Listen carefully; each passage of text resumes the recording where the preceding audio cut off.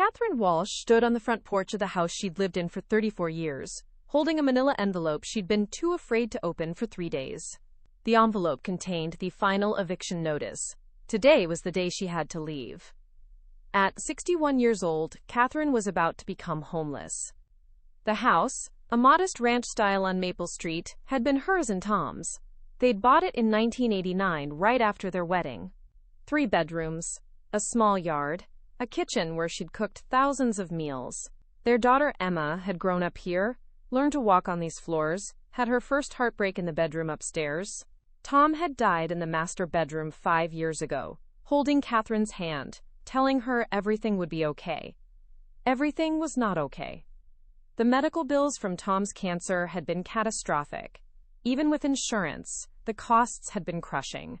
Catherine had drained their savings, maxed out credit cards, taken out a second mortgage. She'd worked 2 jobs trying to keep up. But it hadn't been enough. The bills kept coming, the interest kept compounding, and slowly, inevitably, she'd fallen behind on the mortgage payments. She'd fought it for 2 years, negotiated with the bank, sought help from nonprofits, applied for assistance programs. But the math was unforgiving. She was 61, working as a retail clerk and a part-time office assistant. She made enough to survive, but not enough to pay down the mountain of debt Tom's illness had left behind. The foreclosure had been finalized 3 months ago. Today, she had to leave. Catherine walked through the empty house one last time. The movers had come yesterday, taking her few remaining possessions to a storage unit she could barely afford. The furniture was gone, sold to pay the last of Tom's medical bills. The walls showed pale squares where family photos had hung. The floors echoed with her footsteps. 34 years of life, packed into boxes or given away. She paused in the master bedroom where Tom had died. The hospice bed was gone now, but she could still see exactly where it had been. Still remember holding him as his breathing slowed and stopped. Still hear his last words. "Don't let this break you, Cat. Promise me." She'd promised. But standing here now, about to walk away from the only home she'd known for 3 decades, Catherine felt utterly broken. Her phone buzzed. A text from Emma. "Mom, the guest room is ready whenever you are. Love you." Emma had offered to let Catherine move in with her family. Emma, her husband Josh, and their 2 young children in their 3-bedroom house 2 hours away. It was a generous offer. Catherine was grateful. She was also devastated. At 61, she was going to be living in her daughter's spare room. No home of her own. No independence. A burden on her daughter's young family. Everything she'd worked for, gone. Everything she'd built with Tom, lost. Catherine locked the front door one final time and placed the keys in the lockbox as instructed. Her car, an old Honda with 200,000 miles, was packed with the few things she couldn't part with. Photo albums, Tom's watch, her grandmother's quilt, a box of Emma's childhood drawings. She sat in the driver's seat and looked at the house. Her house. Not anymore. The tears came then, hot and bitter. She cried for Tom, for the life they'd built, for the home they'd shared, for the future she'd imagined but would never have. She cried for the loss, the failure, the shame of being 61 and homeless. When the tears finally stopped, Catherine started the car and drove away. In her rearview mirror, the house on Maple Street grew smaller and smaller until it disappeared completely. She didn't look back again. Living in Emma's spare room was harder than Catherine had anticipated. Emma's family was kind, welcoming, accommodating. They'd cleared out the small bedroom, painted it a cheerful yellow, put in a comfortable bed. Emma kept saying, "This is your home now, Mom. Stay as long as you need." But it wasn't Catherine's home, it was Emma's home, and Catherine was a guest. An indefinite, burdensome guest. The house was loud. 2 young children, ages 4 and 7, made constant noise. Laughter, crying, running, shouting, toys clattering. Catherine loved her grandchildren, but after living alone for 5 years in her quiet house, the chaos was overwhelming. She tried to make herself useful, cooked dinner most nights, did laundry, helped with childcare, But she also tried to stay out of the way, sensing that Emma and Josh needed their privacy, their space, their routines. Catherine felt caught in a constant state of not belonging. Too present, too invisible, too helpful, not helpful enough. 3 weeks after moving in, Catherine overheard a conversation between Emma and Josh. She hadn't meant to eavesdrop. She was coming downstairs for water and heard them talking in the kitchen. "How long do you think she'll stay?" Josh asked. "I don't know. She doesn't have anywhere else to go. The medical bills destroyed her finances." "I know, and I'm not complaining. Your mom is great. But the house feels crowded. The kids are always loud, and I can tell it bothers her. And we have no privacy anymore." "I know, but what choice do we have? She's my mother. I can't just kick her out." "I'm not saying kick her out. I'm just saying, I don't know what I'm saying. This is hard. It's temporary. She'll figure something out." But would she? Catherine stood frozen on the stairs, her heart sinking. She was a burden. She'd known it, felt it. But hearing it confirmed made it real. That night, lying in the small spare room while children's voices filtered through the thin walls, Catherine stared at the ceiling and faced the truth. She couldn't live here. Not long term. She was disrupting Emma's family, and it wasn't fair to any of them. But where could she go? She had no savings. Her jobs barely covered her storage unit and her share of Emma's groceries. She couldn't afford an apartment, even a cheap one. At 61, starting over felt impossible. The next morning, Catherine made a decision. She started looking for a second job, something evening or weekend that wouldn't conflict with her current 2 jobs. She also started researching low-income housing, roommate situations, anything that might give her a path to independence. She found a third job at a coffee shop, working early morning shifts from 5 to 9 a.m. before her retail job. The work was exhausting. She was now working nearly 70 hours a week, but the extra income meant she could start saving, however slowly. Emma noticed. "Mom, you're working yourself to death. You don't have to do this." "I do," Catherine said firmly. "I need to get my own place. I can't live here forever." "You can stay as long as you need." "Emma, I heard you and Josh talking. It's okay. He's right. This house is crowded. You need your privacy. I need to figure out my own life." Emma looked stricken. "Oh, Mom, I'm so sorry you heard that. Josh didn't mean." "He meant it, and he's not wrong. I'm grateful for your help, sweetheart, but I need to stand on my own 2 feet. The problem was, Catherine had no idea how. Working 3 jobs left Catherine with almost no time to think, which was both a blessing and a curse. She was too exhausted to dwell on her losses, but she was also too exhausted to have any life beyond work and sleep. Her days blurred together: coffee shop at 5 a.m., retail store at 10 a.m., office work in the evenings 3 days a week. She'd come home to Emma's house, eat whatever was left from dinner, and collapse in her small room. One evening, Emma knocked on her door. "Mom, can we talk?" Catherine sat up, marking her place in the book she'd been trying to read. "Of course." Emma sat on the edge of the bed, looking uncomfortable. "I'm worried about you. You're working yourself to exhaustion. You look exhausted. When's the last time you did something for yourself? Something that wasn't work or helping with the kids?" Catherine tried to remember. "I don't know. There isn't time. That's my point. Mom, this isn't sustainable. You're going to burn out. I need the money if I'm going to get my own place. But at what cost? You're 61 years old. You should be slowing down, enjoying life, not working 3 jobs." Catherine felt a flash of anger. "You think I don't know that? You think this is what I want?" "Emma, I lost everything. My home, my savings, my security. I'm 61 years old and starting from 0. I don't have the luxury of slowing down." "I know, and I'm not criticizing. I'm just worried." "I'm worried too," Catherine admitted, the anger draining away. "I'm terrified. I work 70 hours a week, and I'm still barely scraping by. I can't keep doing this forever, but I don't know what else to do." Emma reached for her hand. "What did you love doing before all this? Before Dad got sick, before the bills, before everything? What made you happy?" Catherine had to think. It felt like reaching back through decades of just surviving. "I liked gardening. I liked having people over for dinner. She trailed off. Liked what? Writing. I used to write, just for myself. Short stories, essays, nothing important. Why did you stop? Life got busy.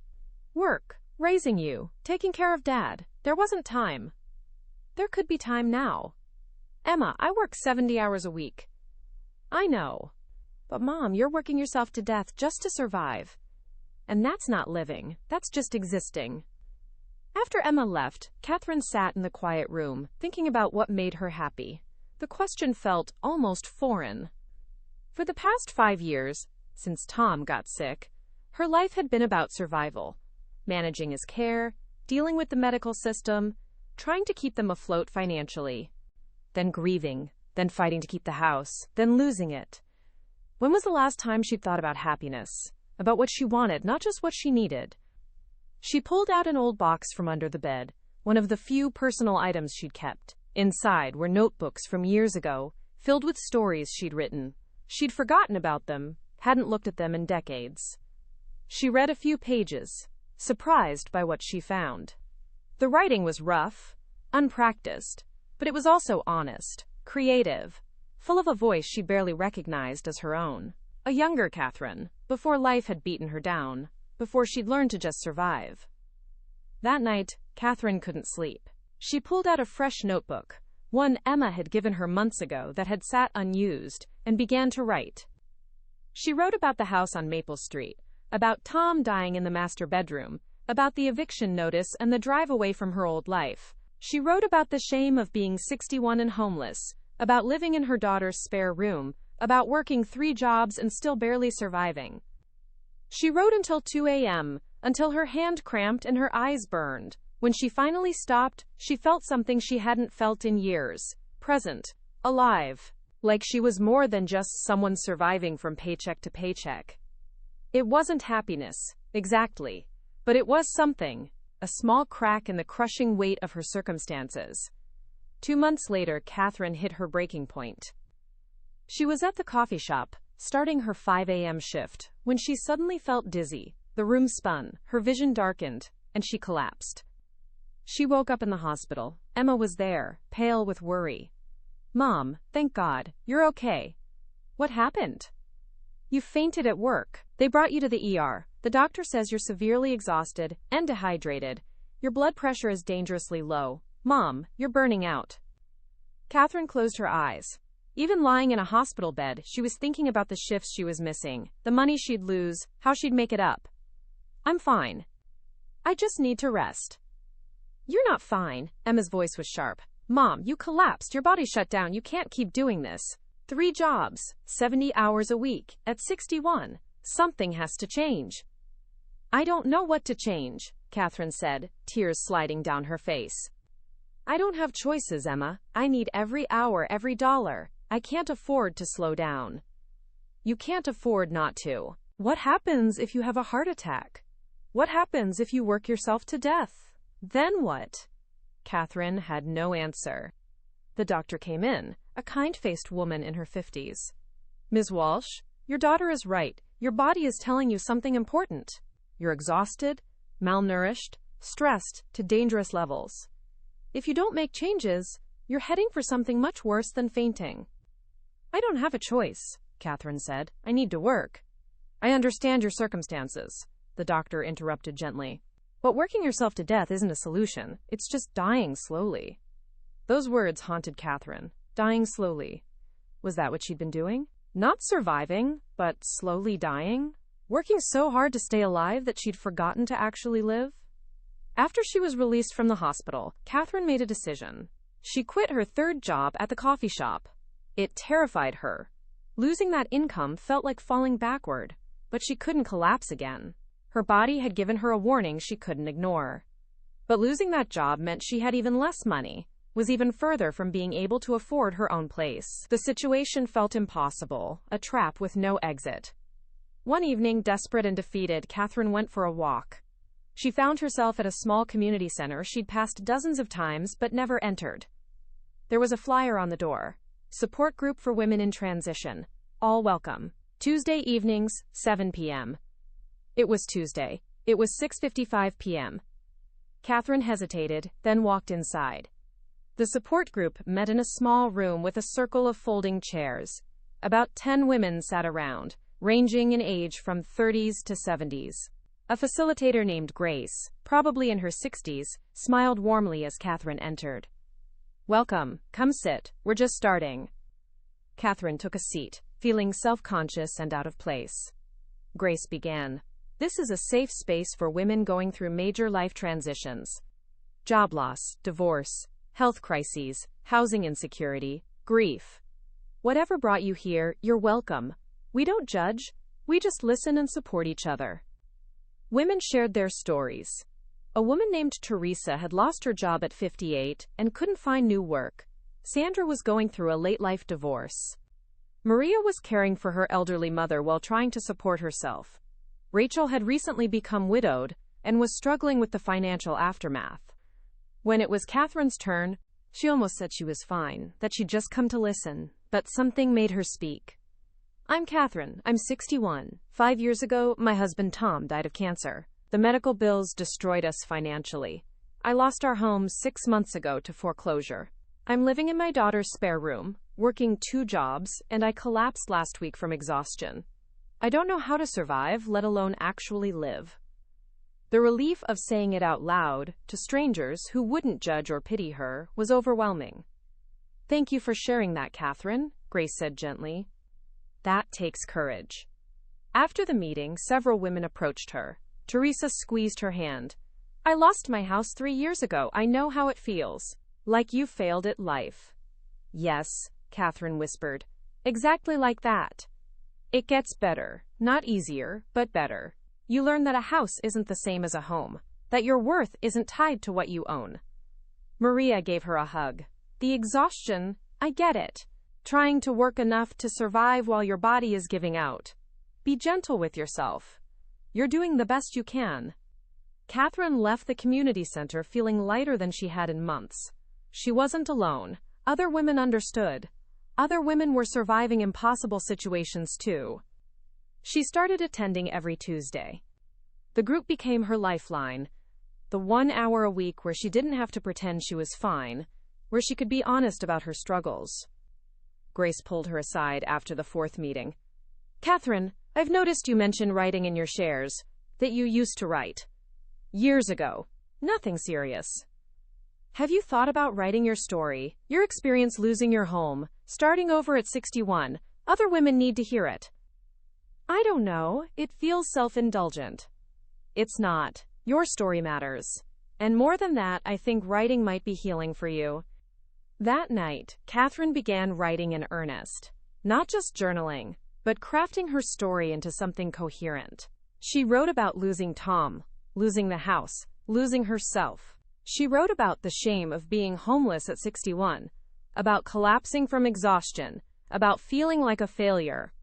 She also wrote about the small moments of grace, Emma's kindness, the support group, the unexpected strength she found in herself. Writing became her therapy, her processing, her way of making meaning from the chaos of her life. 3 months after joining the support group, Grace approached Catherine with a proposal. "Catherine, the community center is starting a workshop series on women and financial resilience. We need someone to facilitate a session on housing loss and starting over. Would you be willing to share your story and maybe lead a discussion?" Catherine's first instinct was to say no. Who was she to lead anything? She was barely surviving herself. But Grace persisted. "You have wisdom from experience. You've been through something devastating and you're still standing. Other women need to hear that. They need to know they're not alone." Reluctantly, Catherine agreed. The workshop was scheduled for a Saturday afternoon. Catherine prepared by writing out her story, the medical bills, the foreclosure, the eviction, living in her daughter's room, the collapse. She also wrote about what she'd learned, that losing a house didn't mean losing yourself, that shame was a weight you could choose to put down, that community and connection mattered more than she'd ever known. 20 women showed up. Catherine, nervous and uncertain, read her story. The room was silent when she finished. Then a woman raised her hand. "I'm facing foreclosure right now. I've been too ashamed to tell anyone. Hearing your story, thank you. I don't feel so alone." Another woman spoke. I lost my house 5 years ago. I still haven't recovered financially, but hearing you talk about the emotional journey, that helps. The shame is the hardest part. More women shared. The discussion went on for 2 hours. Women opening up about housing insecurity, financial struggles, the special shame that comes with losing your home in a society that equates home ownership with success. After the workshop, several women approached Catherine. One woman, Patricia, said, "Have you thought about writing a book? Your story could help so many women." "I'm not a writer," Catherine protested. "You are, though. The way you told your story, it was powerful. Please think about it." That night, Catherine couldn't stop thinking about Patricia's words. A book? About her story? It seemed absurd. She was just a 61-year-old woman who'd lost everything. What authority did she have? But then she thought about all the women at the workshop, the recognition in their eyes, the relief of finally having their experiences named and validated. Maybe her story did matter. She started writing, not just journal entries anymore, but a real manuscript. She wrote about her life with Tom, his illness and death, the crushing weight of medical debt, the slow slide toward foreclosure, the day she left her house for the last time. She wrote about living in Emma's spare room, working 3 jobs, collapsing from exhaustion. She wrote about the support group, the women who'd saved her by simply witnessing her pain. She wrote about what she'd lost, a house, financial security, the future she'd planned. And she wrote about what she'd found, resilience she didn't know she had, community she hadn't known she needed, and a strength that came not from never falling down, but from getting up again and again. Writing became her purpose, the thing that gave meaning to her pain. 6 months after starting to write her book, Catherine finished the first draft. It was rough, imperfect, but it was done. She'd taken her messy, painful life and shaped it into something that might help others. Grace connected her with a small independent publisher that specialized in memoirs about women's experiences. To Catherine's shock, they wanted to publish it. "Your story resonates," the editor told her. "So many women face housing insecurity, medical debt, late-life financial devastation. But no one talks about it. Your book breaks that silence." The advance wasn't life-changing, $5,000, but it was more money than Catherine had seen in years. More importantly, it was validation. Her story, her pain, her survival. It mattered. The book was published 8 months later. Starting Over at 61, Finding Myself After Losing My Home by Catherine Walsh.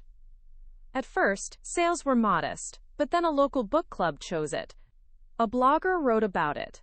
Women started reaching out on social media, sharing their own stories of housing loss, financial devastation, starting over in their 60s and 70s. The book found its audience. Women who'd lost homes, who'd been devastated by medical debt, who'd had to start over late in life and felt invisible, ashamed, alone.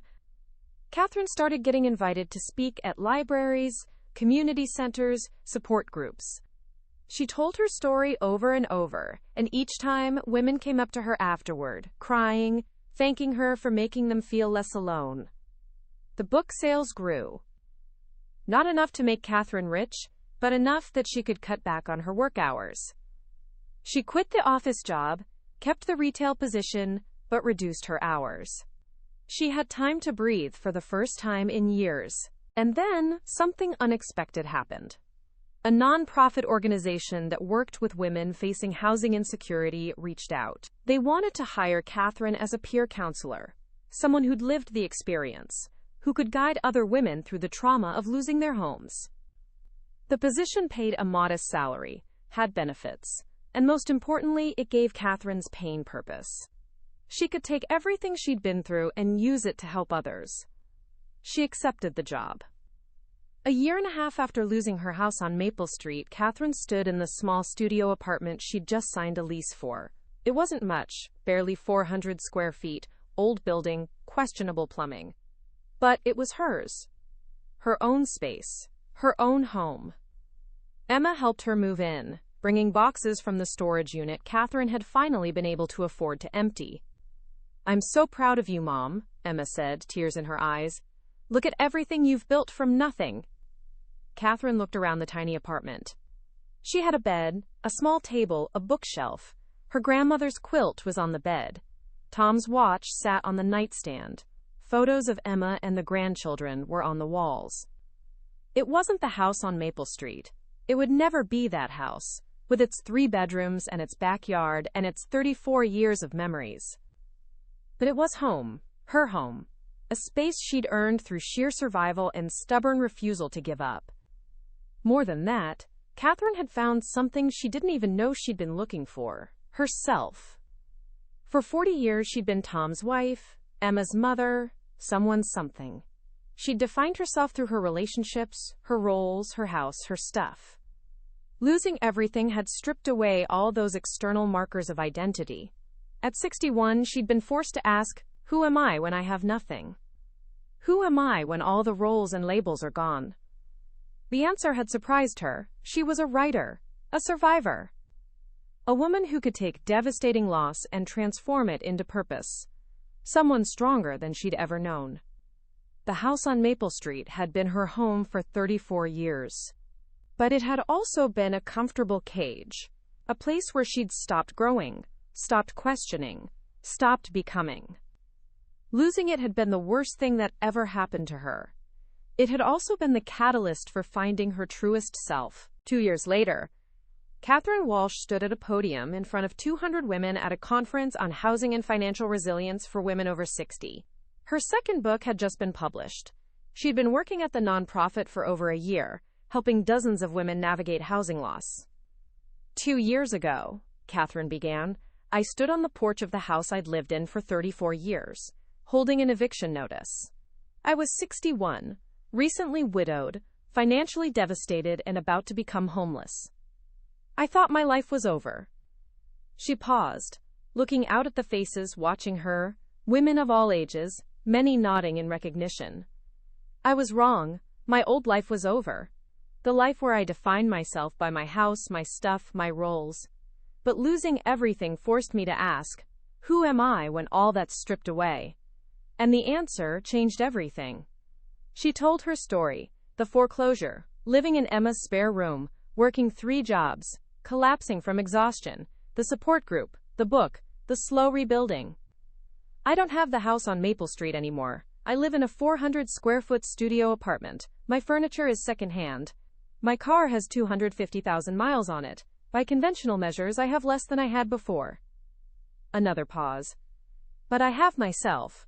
The real me, not the performed version I showed the world for 40 years. I have work that matters. I have a community. I have purpose. I have a voice. And I have the knowledge that I can survive anything, because I already survived the thing I thought would destroy me. She looked at a woman in the front row who was crying. If you're facing housing loss right now, if you're terrified and ashamed and convinced your life is over, I see you. I was you. And I'm here to tell you, losing your home is devastating. It's traumatic. It's one of the hardest things you'll ever go through. She leaned forward. But it's not the end. Sometimes losing everything is the painful beginning of finding what actually matters. Your house is not your home. Your stuff is not your worth. Your life is not over. It's just changing into something you can't imagine yet. The room was silent, then erupted in applause. After the speech, women lined up to talk to Catherine, to share their own stories, to thank her for making them feel less alone. One woman, probably in her late 50s, approached with tears streaming down her face. I'm losing my house next month. I've been suicidal. I thought my life was over. But hearing you, maybe it's not over. Maybe it's just different. Catherine took her hands. It's just different. And different can be beautiful. It can be hard and beautiful at the same time. That evening, Catherine returned to her small apartment. She made herself dinner, lit a candle, sat at her small table. Everything she owned fit in this tiny space. She had no fancy furniture, no big house, no financial cushion. But she had something more valuable. She had herself. Fully, authentically herself. She thought about the woman she'd been 2 years ago, standing on the porch of the house on Maple Street, thinking her life was ending. If she could talk to that woman now, what would she say? Catherine pulled out her journal and wrote, Dear Catherine of 2 years ago, you're about to lose everything, your house, your security, your identity. It's going to be the most painful thing you've ever experienced. But here's what you don't know yet. Losing everything is going to save you. It's going to force you to find yourself. The real you, buried under 40 years of performing and conforming and shrinking. You're going to discover you're a writer, a survivor, a woman who can take devastating loss and transform it into purpose and community and meaning. You're going to help other women by sharing your story. You're going to learn that your worth isn't tied to what you own or where you live. You're going to build a life that's smaller in square footage but bigger in meaning. The house on Maple Street was never your home. Home is something you carry inside you, something no one can take away. You're going to be okay, better than okay. You're going to become who you were always meant to be. You just have to survive the losing first. With love and hard-won wisdom. Catherine, age 63. She closed the journal and looked around her small apartment, her home, her sanctuary, her place. At 63, Catherine Walsh had less than she'd had at 61. She also had more: purpose, community, voice, self-knowledge, and the unshakable certainty that she could survive anything. She'd lost her home, but she'd found herself. And that, she'd discovered, was worth everything.